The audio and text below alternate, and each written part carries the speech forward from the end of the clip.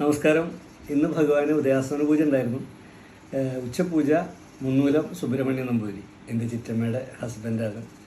അമ്മയുടെ നേരെ അനിയത്തിയുടെ ഹസ്ബൻഡാണ്. ഞാൻ മണിയേട്ടൻ എന്നാണ് വിളിക്കുക. മണിയേട്ടനായിരുന്നു ഉച്ചപൂജ. എനിക്ക് മൂന്നാമത്തെ പൂജയായിരുന്നു.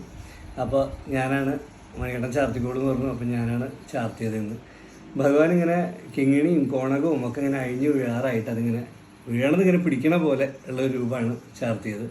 അപ്പോൾ അതിൽ ഈ പറഞ്ഞ പോലെ കിങ്ങിണി ഇങ്ങനെ വീഴണ പോലെ അങ്ങോട്ട് ഒരു സൈഡ് മാത്രം കളഭം കൊണ്ട് ഒട്ടിച്ച് വെച്ചിട്ട് ബാക്കി ഇങ്ങനെ നിലത്തേക്ക് കിടക്കുന്ന പോലെയും, അതേപോലെ കോണകവും പകുതി ദൂരം വീണ് കിടക്കുന്ന രീതിയിലും, പിന്നെ ഈ കൈയിൻ്റെ ഇവിടെയായിട്ട് ഓടക്കോല് എപ്പോഴും കിങ്ങിണിയിലാണല്ലോ തിരിക.